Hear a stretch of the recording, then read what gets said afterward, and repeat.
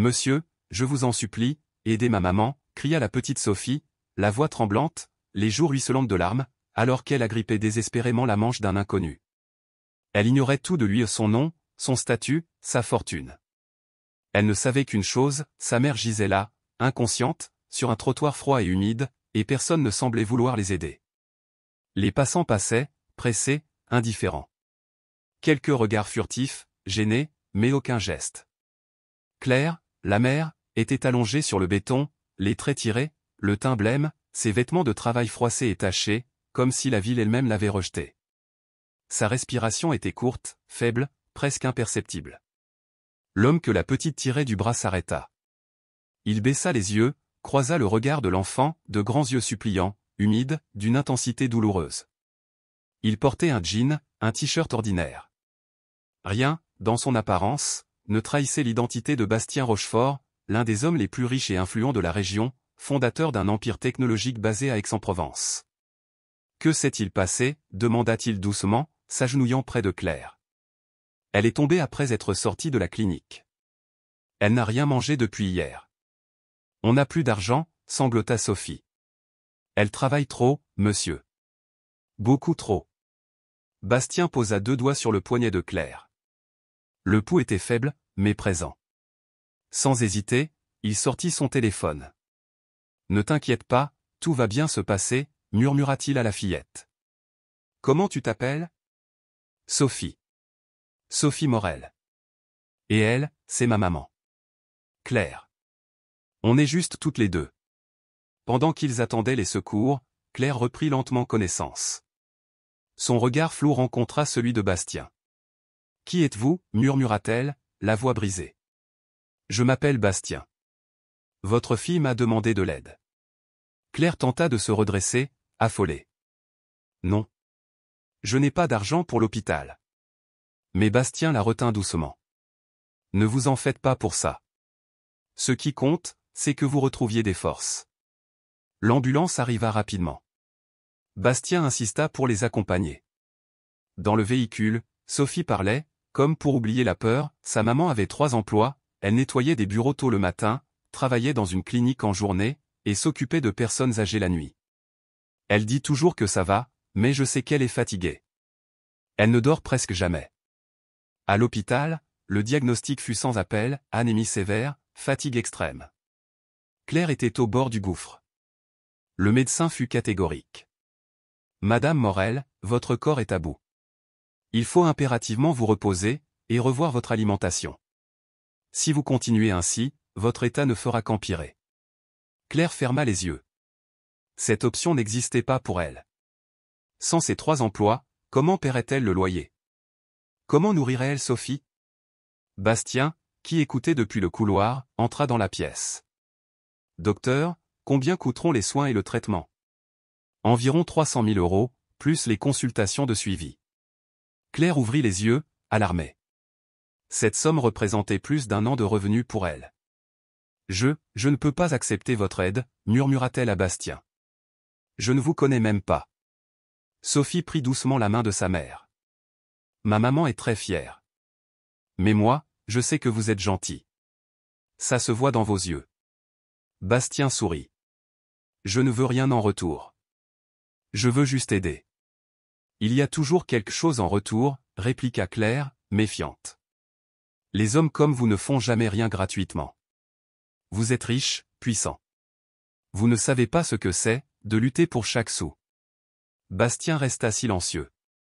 Il ne pouvait pas lui dire qu'il avait grandi, lui aussi, dans la pauvreté, à 13, un quartier ouvrier d'Aix. Qu'il avait connu la faim, l'angoisse, l'humiliation. Il avait tout fait pour réussir, et parfois, en chemin, il avait perdu de vue d'où il venait. Peut-être que vous avez raison, admit-il enfin. Mais votre fille m'a tendu la main. Je ne peux pas l'ignorer. Claire regarda Sophie. Son regard d'enfant était rempli d'espoir. Elle savait qu'elle n'avait pas le choix. D'accord, juste le temps que je me remette sur pied. Ensuite, je vous rembourserai tout. Ce n'est pas nécessaire, répondit Bastien doucement. Quelques jours plus tard, Claire sortit de l'hôpital. Bastien l'attendait dans le hall, un sourire sincère aux lèvres. Il lui tendit une carte de visite. Si vous avez besoin de quoi que ce soit, n'hésitez pas. Claire lut le nom imprimé, Bastien Rochefort, PDG de Technovie. Son cœur se figea. Technovie. Elle connaissait cette entreprise. Très bien. Trop bien. Elle serra la carte dans son poing. Technovie avait été la société responsable de la fermeture de l'usine où son père avait travaillé pendant 20 ans. Après la fermeture, il n'avait jamais retrouvé d'emploi. Il était tombé dans la dépression. Son cœur n'avait pas tenu. 6 mois plus tard, il était mort. Elle prit la main de Sophie et quitta le bâtiment sans un mot. « Maman, pourquoi tu es en colère ?» demanda l'enfant. « Monsieur Bastien nous a aidés. » Claire ne répondit pas. Dans son esprit, l'homme qui lui avait sauvé la vie était devenu un autre visage de l'ennemi. Celui de l'injustice. Celui de la trahison. Cette nuit-là, elle ne dormit pas. La carte de visite de Bastien posée sur la table de la cuisine semblait brûler la surface. Elle ne cessait de la fixer.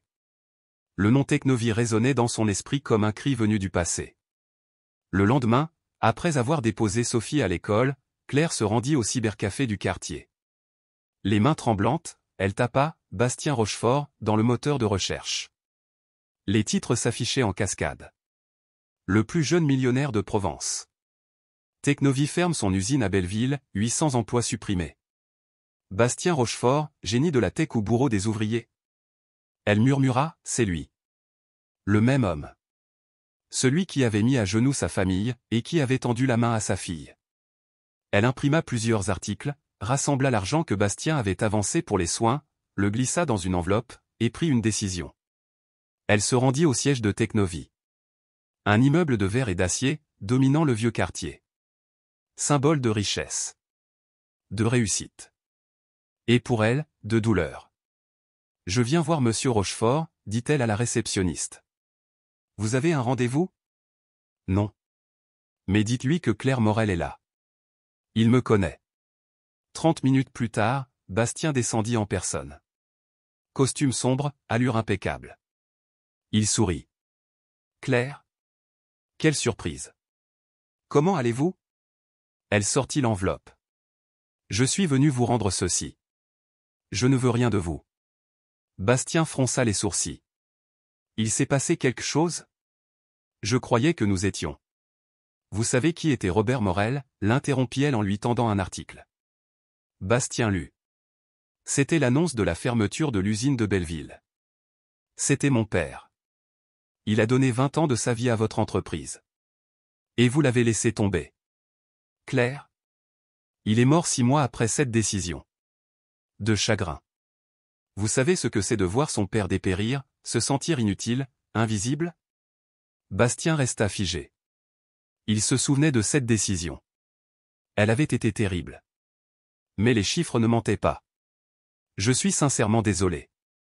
Mais à l'époque, Technovie était en crise.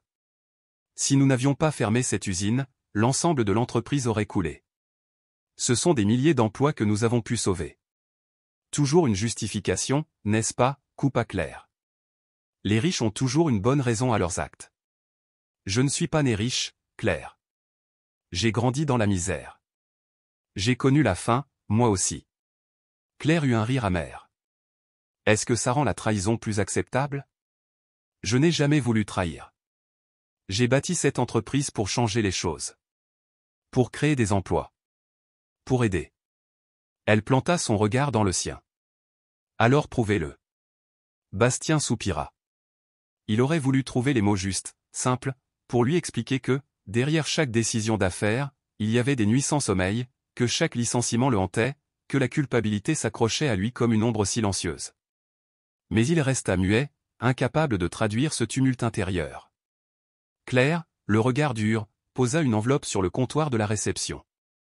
Gardez cet argent. Mais je ne veux plus jamais vous revoir. Et surtout, ne vous approchez pas de ma fille. Claire, attendez. Mais elle était déjà partie, laissant Bastien figé, le cœur alourdi par une impression étrange, celle d'avoir perdu quelque chose de précieux sans pouvoir dire quoi. Une perte silencieuse, insaisissable. Ce soir-là, à la maison, Sophie remarqua le silence inhabituel de sa mère. « Pourquoi monsieur Bastien ne vient plus nous voir ?» demanda-t-elle, en jouant avec son riz et ses haricots. Claire ravala ses larmes. Parce qu'il ne viendra plus, mon amour. Est-ce que j'ai fait quelque chose de mal?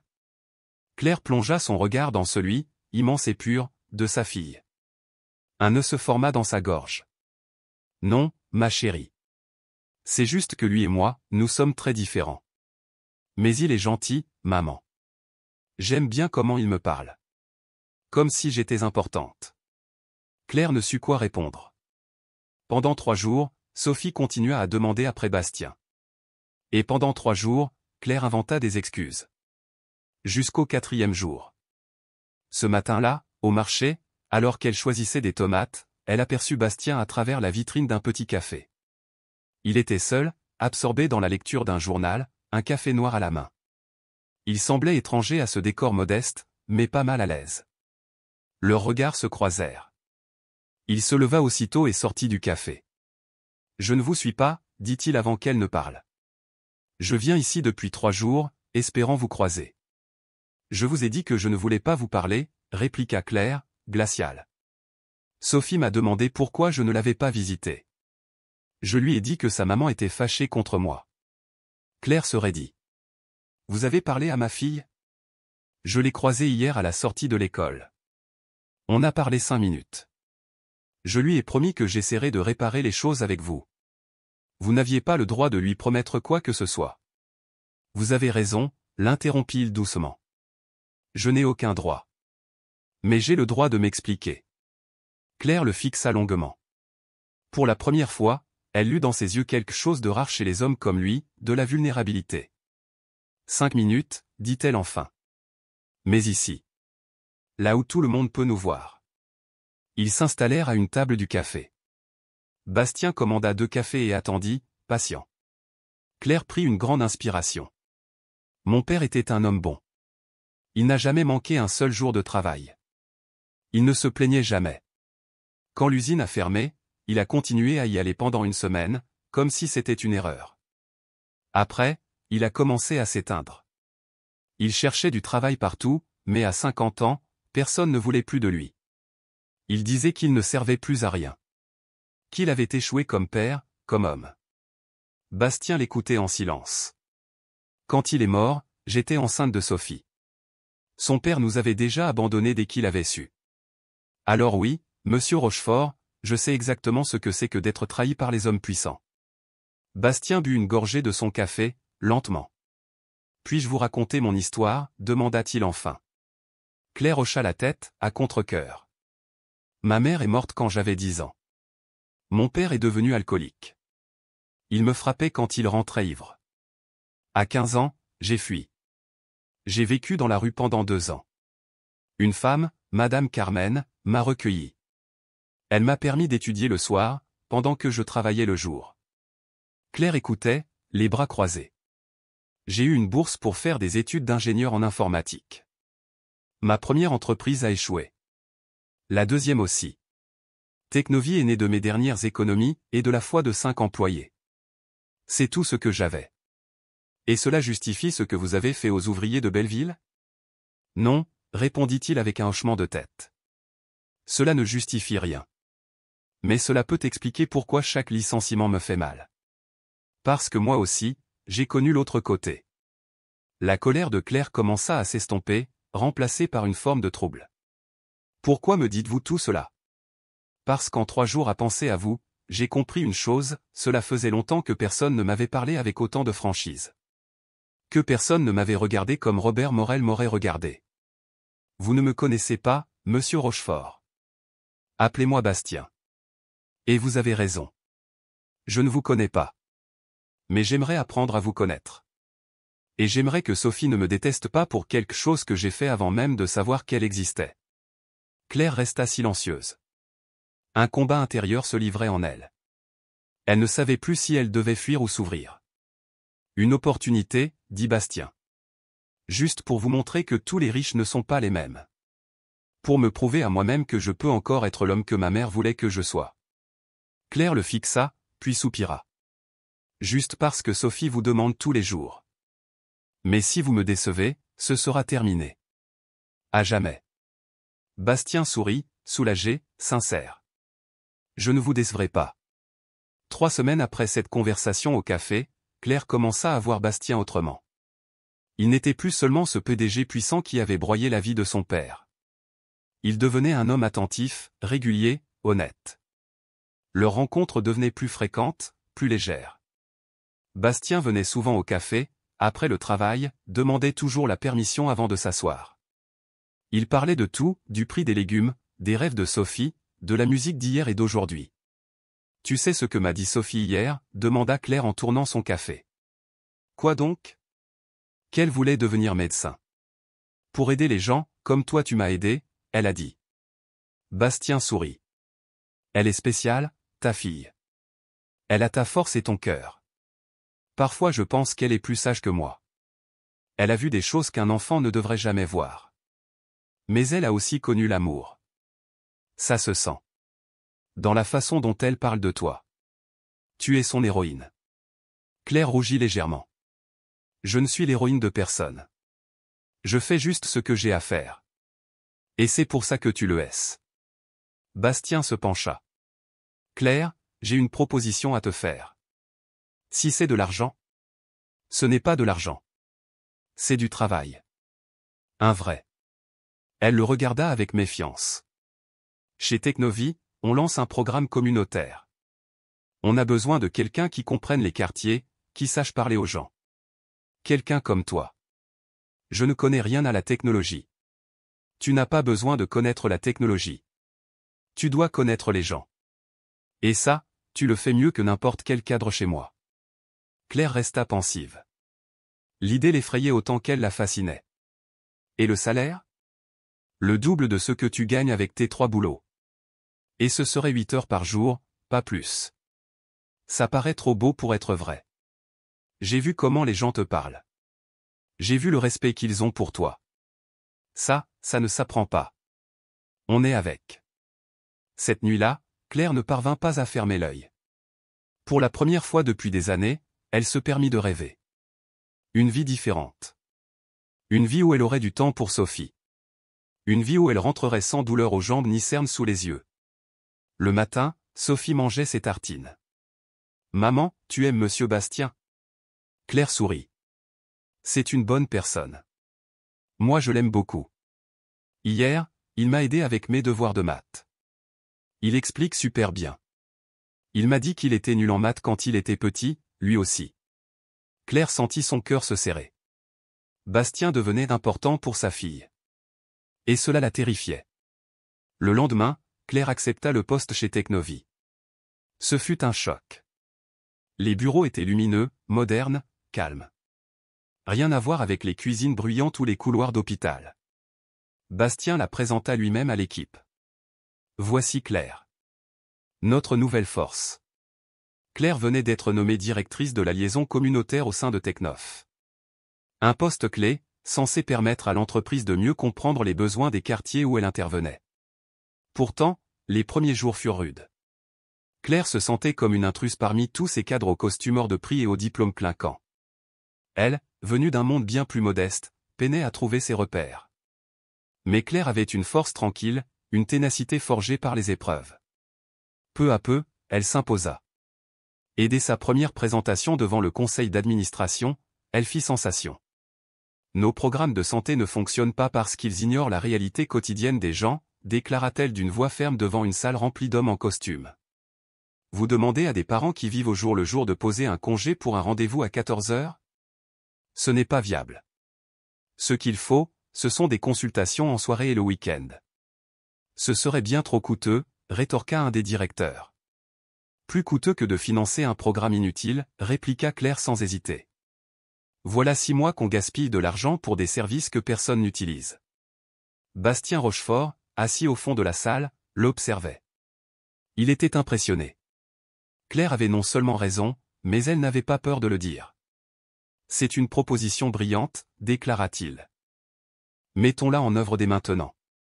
Après la réunion, Bastien la rattrapa dans le couloir. Tu as été incroyable là-dedans. J'étais persuadé qu'ils allaient me virer, murmura Claire en souriant nerveusement. Tu plaisantes ? Tu viens de résoudre un problème qu'on traînait depuis des mois. À partir de ce jour-là, Bastien commença à leur rendre visite le week-end. Claire crut d'abord à un geste de courtoisie, mais elle comprit vite que c'était plus que ça. Il appréciait sincèrement passer du temps avec elle. Un samedi, il emmena Sophie au musée d'Antiochia. Claire les accompagna, et un étrange frisson lui traversa le cœur en voyant Bastien, accroupi devant une sculpture de Botero, expliquer à sa fille le sens de l'art avec la patience d'un père. « Pourquoi il est si gros, lui » demanda Sophie. Botero dessinait ainsi pour montrer que la beauté peut avoir plusieurs formes, expliqua Bastien doucement. Ce qui compte, ce n'est pas l'apparence, mais ce qu'on est à l'intérieur. Claire sentit son cœur se serrer. Cela faisait si longtemps qu'elle n'avait pas vu Sophie rire comme cela. Elle semblait épanouie, légère, heureuse. Le soir, alors que Sophie dormait, Claire et Bastien parlèrent longuement dans le petit salon. « Merci pour aujourd'hui, dit-elle. Sophie s'est amusée, et moi aussi. Ça faisait longtemps que je n'avais pas passé une si belle journée. Tu n'as pas de famille, demanda-t-elle. Ma gouvernante, Madame Carmen, est ce qui se rapproche le plus d'une mère. Et quelques amis. Mais l'argent complique les relations. Tu regrettes d'être riche ? Il rit doucement. Je ne regrette pas l'argent. Je regrette ce que j'ai dû faire pour l'avoir. Les décisions que j'ai prises, celles qui ont blessé des gens, comme ton père. Claire le fixa, troublée. Mon père était un homme pratique. Il savait que le monde des affaires est impitoyable. Mais je crois qu'il aurait aimé savoir que sa mort a provoqué quelque chose de bon. Qu'elle t'a aidé à devenir une meilleure personne. Et dans ce regard échangé, Bastien comprit. Il tombait amoureux. De Claire Morel. De sa force, de son honnêteté, de la tendresse avec laquelle elle élevait seule sa fille. Claire, je crois que je tombe amoureux de toi. Elle sentit son cœur battre plus fort. Elle avait aussi perçu ce lien qui grandissait entre eux. Mais l'entendre à voix haute la bouleversait. Bastien, on est très différents. Oui, mais ça n'a aucune importance. Ce qui compte, c'est ce que je ressens quand je suis avec toi. Comme si j'étais une meilleure version de moi-même. Claire s'approcha, et quand leurs lèvres se touchèrent, le monde sembla suspendre sa course. Le baiser était doux, fragile, chargé de promesses silencieuses. J'ai peur, murmura-t-elle en se détachant. Moi aussi.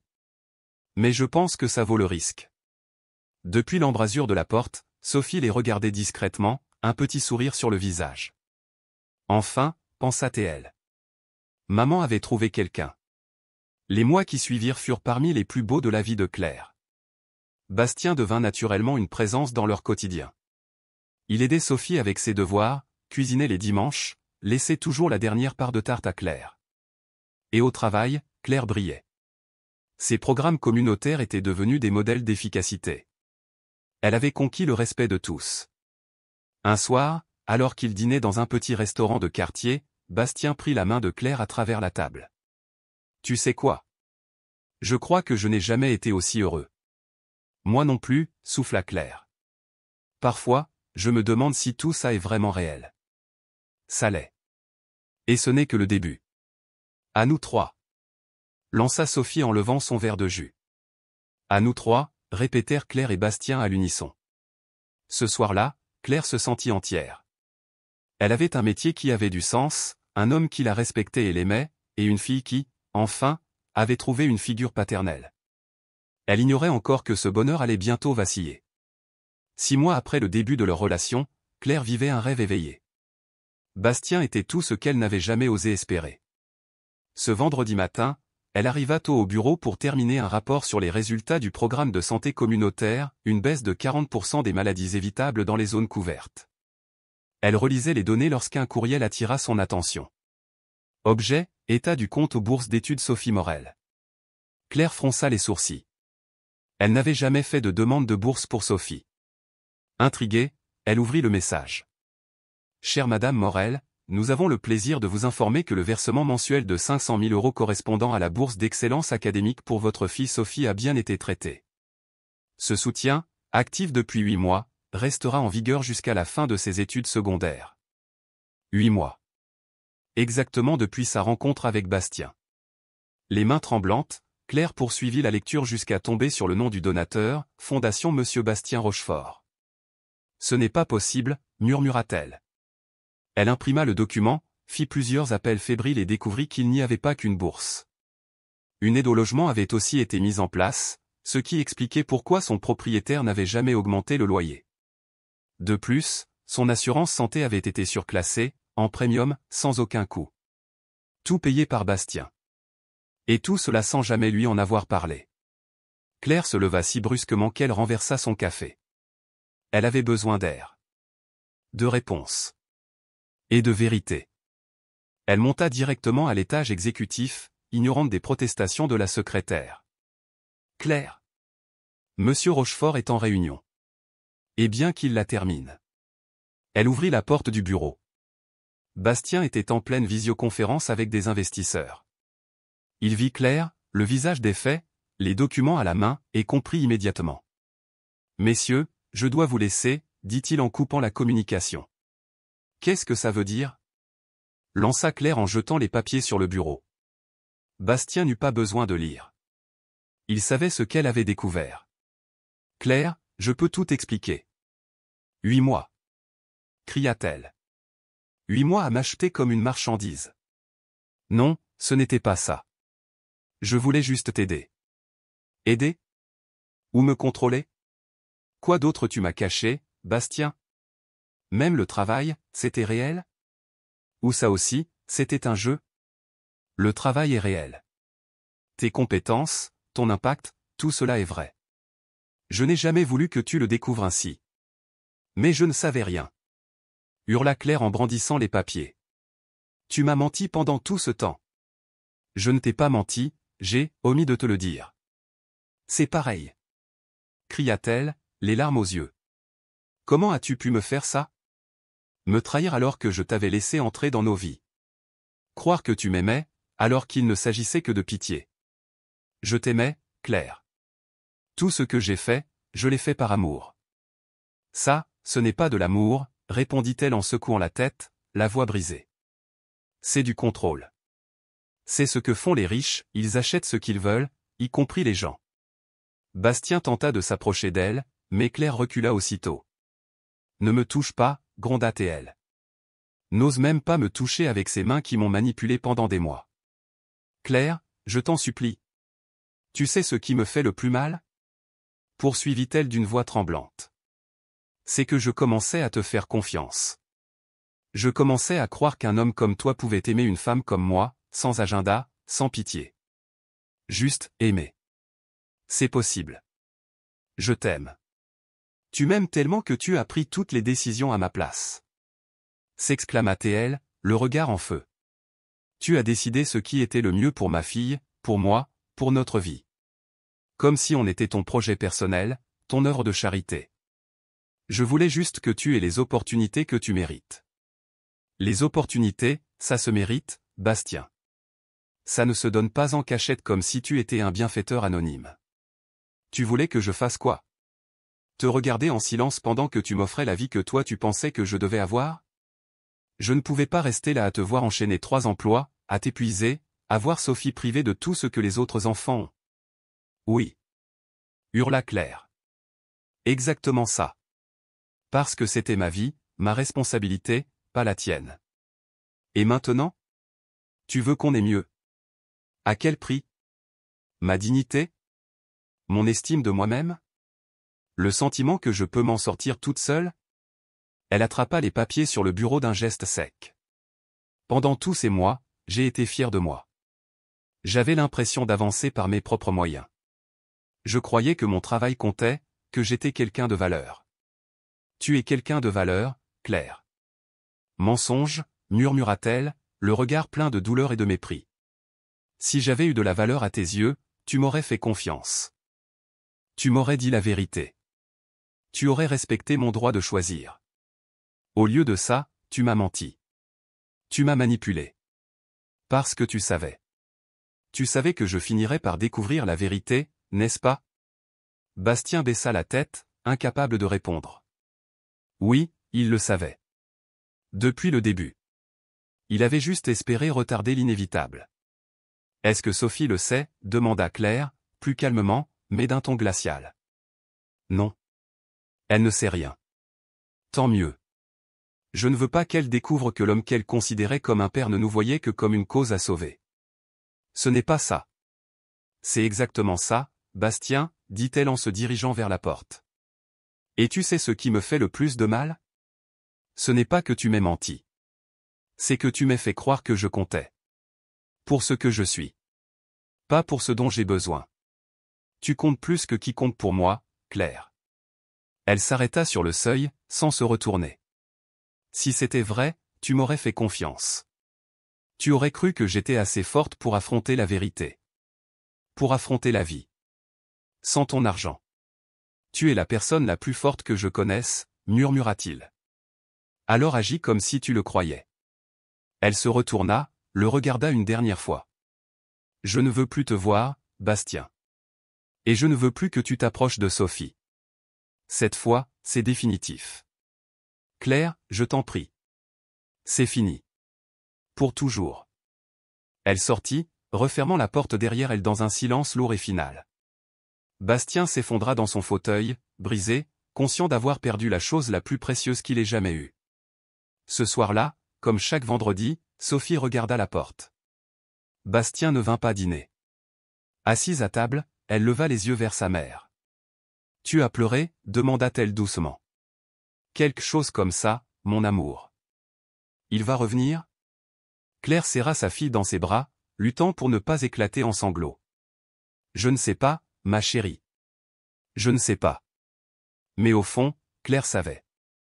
Cette fois, il n'y aurait pas de retour en arrière. Le mal était trop profond. 3 semaines passèrent. Claire vivait dans un brouillard de tristesse. Elle avait quitté Technovie dès le lendemain. Repris ses anciens emplois. La fierté s'était envolée, remplacée par un sentiment d'échec écrasant.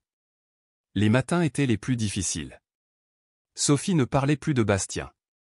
Mais Claire voyait bien comment elle regardait la porte à chaque bruit, pleine d'un espoir silencieux.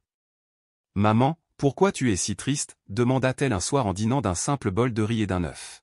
« Je ne suis pas triste, mon amour. Juste fatiguée. Avant, tu souriais plus. Depuis que Monsieur Bastien ne vient plus, tu souris plus pareil. » Claire sentit sa gorge se nouer. Parfois, les adultes se disputent, Sophie. Et parfois, ces disputes ne peuvent pas se réparer. Comme quand papa est parti? La question frappa Claire comme un coup de poing. Sophie parlait rarement de son père biologique. Non, ma chérie. Ce n'est pas pareil. Différent comment? Claire resta sans voix. Comment expliquer que cette fois, l'abandon faisait encore plus mal? Parce qu'il avait été vrai. Parce que Bastien avait été ce père que Sophie n'avait jamais eu. Et l'amour qu'elle-même n'avait jamais cru mériter. De son côté, dans son penthouse du Poblado, Bastien ne dormait plus. Madame Carmen, sa gouvernante de 60 ans, le connaissait mieux que personne. Elle l'observait avec inquiétude. « Bastien, ça fait 3 semaines que tu ne manges plus correctement. Tu vas tomber malade. »« Je n'ai pas faim. »« Ce n'est pas la faim qui te manque, mon garçon. C'est cette famille que tu as laissé partir. Ce n'est pas moi qui les ai laissés partir. C'est clair. » Et elle a eu raison. J'ai menti, je l'ai manipulée. Elle avait raison depuis le début. Je suis ce qu'elle redoutait, un homme qui veut tout contrôler. Madame Carmen s'assit face à lui, posant sa main sur la table. Tu l'aimes plus que ta propre vie. Et tu aimes cette petite comme si c'était ta fille. Alors pourquoi tu restes là à t'apitoyer sur ton sort, au lieu de te battre pour elle? Parce que Claire m'a demandé de ne pas m'approcher. Et cette fois, je vais respecter sa décision. Ah Bastien, soupira-t-elle. Tu es brillant dans les affaires, mais complètement idiot en amour. Les jours suivants, Claire vivait dans une routine de survie. Nettoyer des bureaux à l'aube. Travailler à la clinique le jour. S'occuper de personnes âgées la nuit. Son corps recommença à faiblir. Mais cette fois, l'épuisement s'accompagnait d'un chagrin plus profond. Une peine qui ne la quittait jamais. Sophie aussi changea. Ses notes chutèrent. Elle devint silencieuse. Une de ses enseignantes aborda Claire un soir. « Madame Morel, Sophie est très distraite ces derniers temps. Il se passe quelque chose à la maison? » « Ce sont juste quelques changements familiaux, répondit Claire. Elle va aller bien. Mais au fond, elle n'en était pas certaine. Le point de rupture arriva 3 mois après la séparation.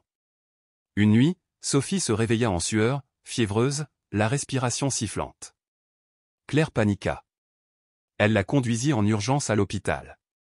C'est une pneumonie, déclara le médecin. Elle a besoin d'être hospitalisée immédiatement et de recevoir des antibiotiques spécifiques. Combien cela va-t-il coûter, demanda Claire, même si elle connaissait déjà la réponse. Environ 2 millions d'euros, entre les médicaments et le séjour. Claire sentit le sol se dérober sous ses pieds. Elle n'avait pas cette somme. Et son ancienne assurance ne la couvrait plus. Le médecin referma le dossier d'un geste mesuré, son regard compatissant, mais sans concession. « Madame, votre fille est très malade. On ne peut pas faire d'économie sur un traitement aussi crucial. » Claire, assise sur une banquette froide dans le couloir de l'hôpital, tenait Sophie endormie dans ses bras. Le souffle de la petite fille était encore sifflant, sa peau chaude et moite contre la sienne. Claire luttait pour ne pas fondre en larmes. C'était la première fois de sa vie qu'elle se sentait véritablement impuissante, vaincue par une réalité trop dure à affronter. Ses mains tremblaient alors qu'elle sortait son téléphone. Elle composa un numéro qu'elle connaissait par cœur, mais qu'elle s'était juré de ne jamais recomposer. 3 tonalités. Puis la boîte vocale. Bastien, c'est Claire. Sophie est à l'hôpital. Elle a une pneumonie. Et moi, je n'ai pas l'argent pour payer son traitement. Je sais que je n'ai aucun droit de te demander quoi que ce soit, surtout après la façon dont tout s'est terminé entre nous. Mais s'il te plaît, c'est ma fille. Si tu peux faire quelque chose, je te serai reconnaissante toute ma vie. On est à l'hôpital Saint-Viciné. Elle raccrocha, plus vulnérable que jamais. Ce que Claire ignorait, c'est qu'à cet instant précis, Bastien se trouvait à Paris, au cœur de la plus importante présentation de sa carrière. Il s'apprêtait à signer un contrat de plusieurs millions d'euros, fruit de mois de négociations acharnées. Son téléphone, mis en silencieux pour ne pas perturber la réunion, resta muet pendant plus de 6 heures. Lorsqu'il consulta enfin ses messages et qu'il entendit la voix brisée de Claire, quelque chose en lui se brisa.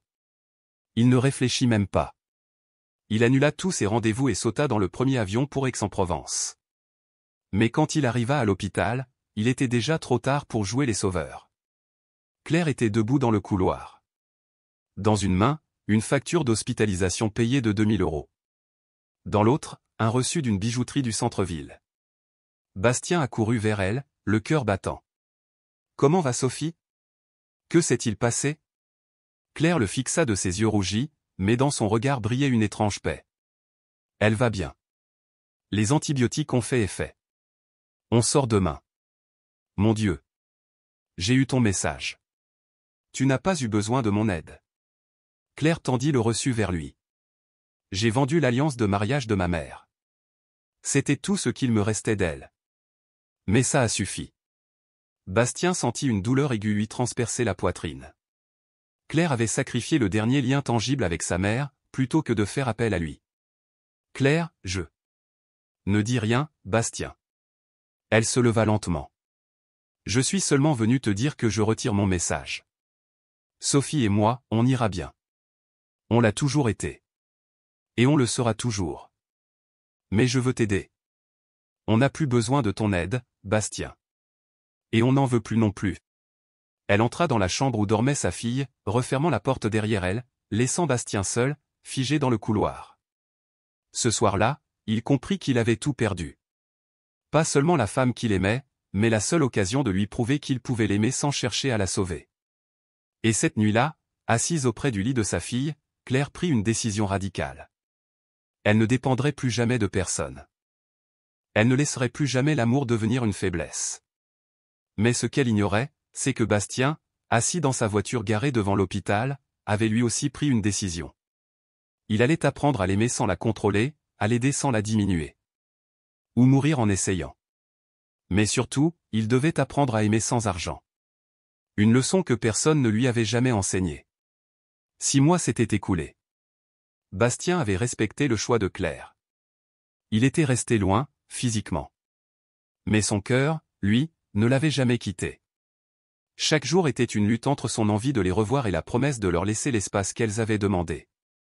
Un après-midi pluvieux d'octobre, Madame Carmen, sa fidèle assistante depuis des années, entra dans son bureau, le regard grave.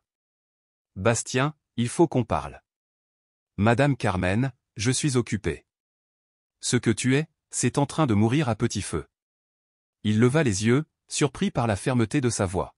« Et cette fille, cette femme, elle souffre aussi. »« Comment le savez-vous ? » ?»« Je l'ai croisée au marché la semaine dernière. » Claire est amaigrie, pâle. Et la petite n'a plus cette lumière dans les yeux. Elle m'a demandé de ne pas m'approcher. Elle t'a demandé de ne pas être cet homme riche qui essaie d'acheter l'amour.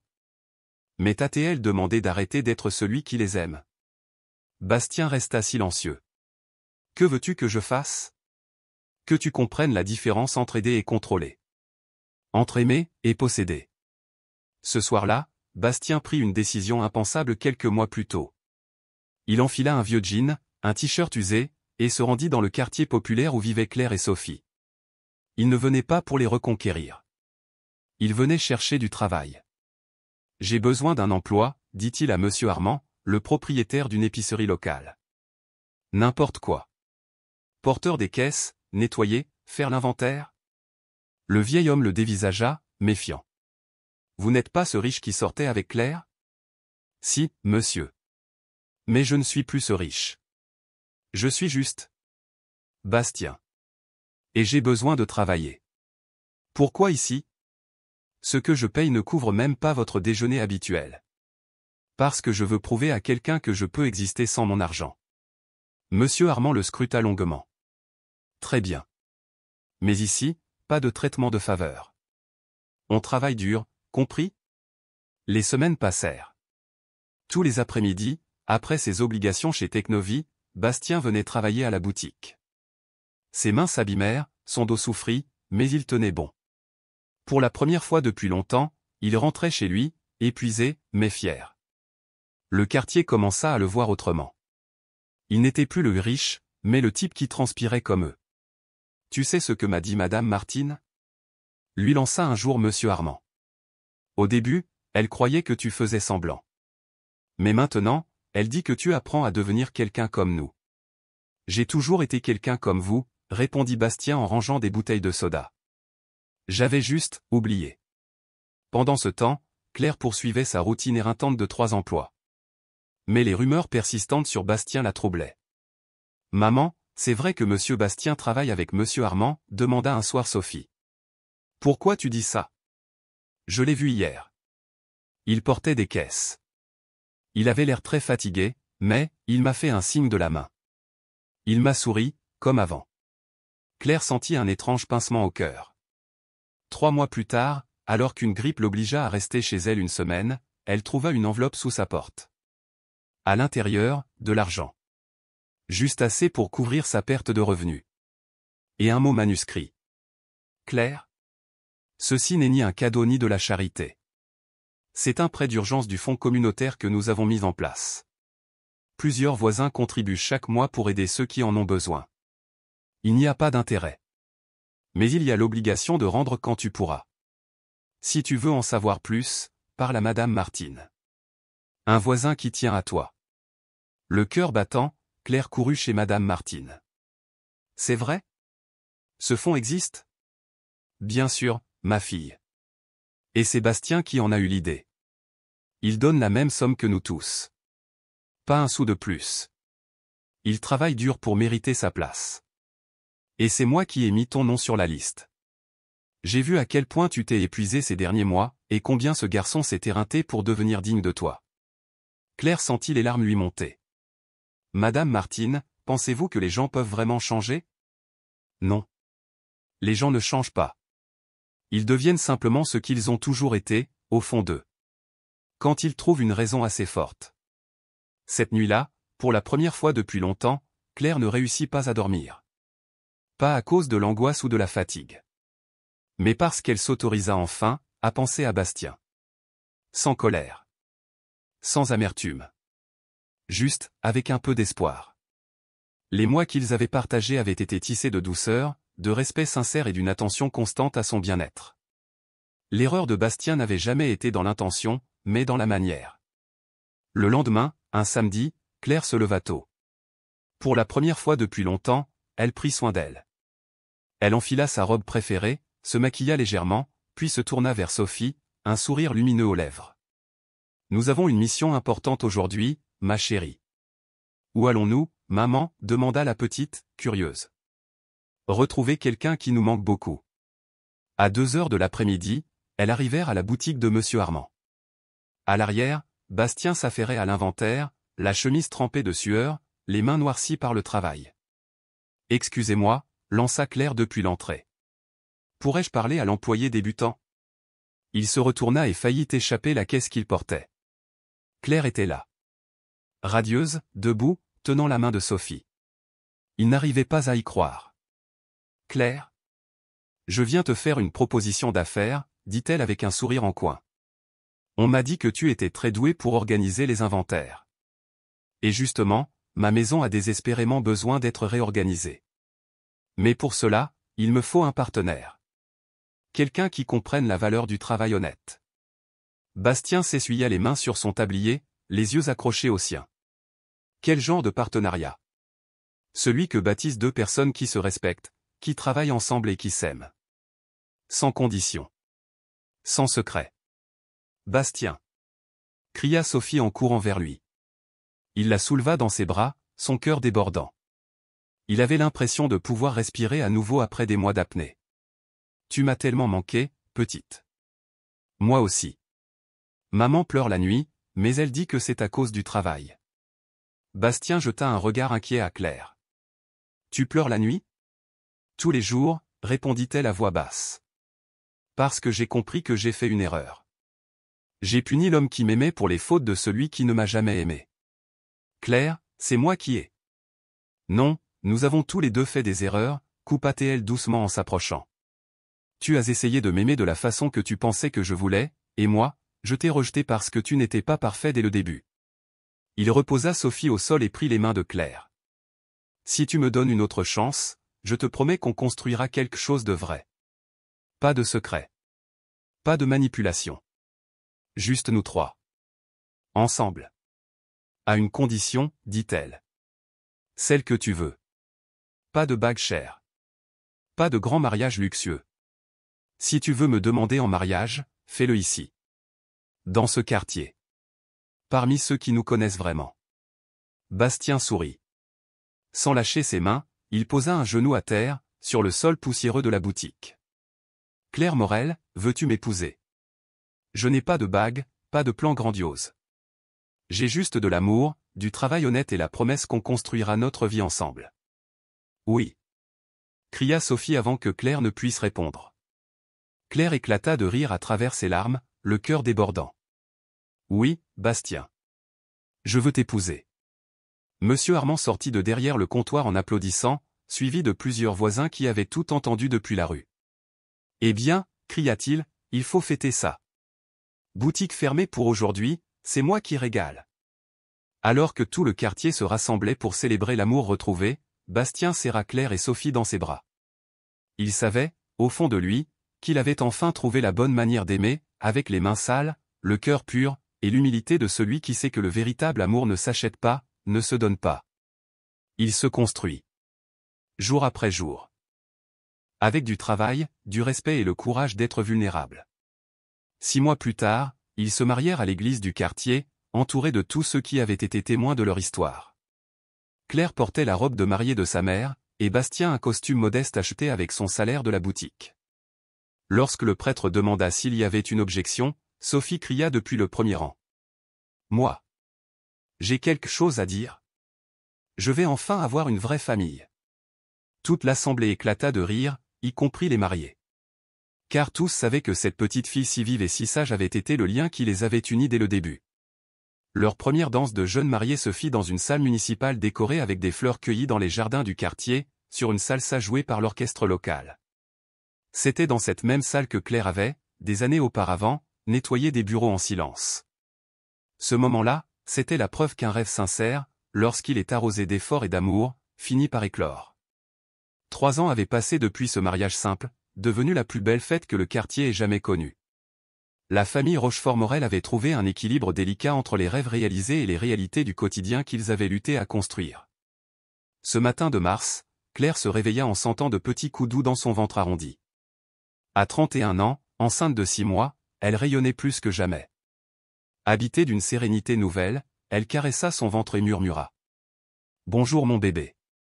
Ta grande sœur a très hâte de te rencontrer. » Depuis la cuisine, montait une délicieuse odeur d'arepas grillés et d'œufs brouillés, accompagnée des rires de Sophie et de la voix de Bastien expliquant un concept de mathématiques tout en cuisinant. « Maman !» cria Sophie. « Regarde. Papa Bastien m'explique les fractions avec les arepas. Si on la coupe en 4, chaque morceau est un quart. » À 11 ans, Sophie s'épanouissait magnifiquement. Excellente élève, pleine d'assurance et de joie, elle rêvait de devenir médecin. Un rêve né des souffrances passées, transformé en espoir. Claire embrassa tendrement son front, puis les lèvres de Bastien. « Comment vont mes 2 génies préférés ? » En train de préparer des surprises pour une future maman, répondit Bastien en posant sa main sur le ventre de Claire. Et ce bébé-là était très actif cette nuit. Je crois qu'il sera footballeur, comme grand-père Robert. Ils avaient pris l'habitude de parler du bébé à travers le souvenir de Robert, le père de Claire, aujourd'hui disparu. C'était Bastien qui avait proposé de lui donner ce prénom si c'était un garçon. Leur maison n'était ni grande ni luxueuse, mais elle débordait de chaleur humaine. Bastien avait vendu son Penthouse, et avec cet argent, il avait fondé une bourse pour les étudiants du quartier. Leur nouveau foyer se trouvait à 3 rue de la HLM où Claire avait grandi. Ici, on appelait désormais Bastien le mari de Claire, ou simplement Papa Bastien. « Papa Bastien, » dit Sophie pendant le petit déjeuner, « hier mademoiselle Marcella m'a demandé si tu pouvais venir à l'école parler d'entrepreneuriat. »« Tu veux ?»« Bien sûr, » répondit-il. « Mais ne parle pas de Technovie. Parle plutôt de quand tu travaillais avec Monsieur Armand. C'est mon histoire préférée. » Claire et Bastien échangèrent un regard complice. Monsieur Armand était décédé l'année précédente, mais avant de partir, il avait légué sa boutique à Bastien, qui la gérait désormais les week-ends avec l'aide de jeunes du quartier. « Et pourquoi tu préfères cette histoire, ma puce ?» demanda Claire. « Parce que c'est là que Papa Bastien a appris à faire vraiment partie de notre famille. » Après le petit déjeuner, Claire se rendit à Technovie, où son bureau était devenu le cœur battant de nombreuses initiatives sociales ayant changé des centaines de vies à travers Aix-en-Provence. Bastien l'accompagnait souvent, ayant réorganisé son travail pour se consacrer davantage à leur famille. Madame Claire la salua Jennifer, son assistante. Les évaluations du programme pour les mères chefs de famille sont arrivées. Les résultats sont incroyables. Claire parcourut les chiffres, émue. En 3 ans, 500 femmes vivant des situations semblables à la sienne avaient retrouvé un emploi stable et digne. « Tu sais ce qu'il y a de plus beau dans tout ça ?» dit-elle à Bastien pendant leur déjeuner à la cafétéria. « C'est que chaque femme réussit par ses propres mérites. Nous, on ne fait qu'ouvrir les portes. » « J'ai appris de la meilleure professeure » répondit-il avec tendresse. « Une femme très sage, qui m'a appris ce qu'aimer veut vraiment dire. » Et à ce moment précis, dans la lumière douce d'un après-midi ordinaire, Claire comprit que malgré toutes les tempêtes, leur vie avait fleuri. Parce qu'ils avaient osé aimer. Parce qu'ils avaient choisi d'avancer, ensemble. Enseigner dès l'enfance que la dignité ne se donne pas, mais se mérite, Claire en avait fait une ligne de conduite. Cet après-midi-là, comme tous les vendredis, elle se rendit avec Bastien et Sophie sur la tombe de son père. Mais aujourd'hui, quelque chose était différent. Son cœur battait plus fort, ses yeux brillaient, et lorsque Bastien, à genoux devant elle, lui demanda « Claire, veux-tu m'épouser ?» elle éclata de rire à travers ses larmes et répondit sans hésitation. « Oui, Bastien. Je veux t'épouser. » Monsieur Armand, qui avait tout entendu depuis l'arrière de la boutique, surgit derrière le comptoir en applaudissant. D'autres voisins, curieux, s'étaient approchés depuis la rue et éclatèrent en acclamations joyeuses. « Eh bien » s'exclama Monsieur Armand. « Cela mérite une célébration. Fermez la boutique, aujourd'hui, c'est moi qui régale. » Le quartier tout entier se réunit pour fêter l'événement. Dans cette étreinte spontanée, Bastien serra Claire et Sophie contre lui. Il savait alors, avec une certitude calme, qu'il avait enfin compris ce qu'était aimer véritablement.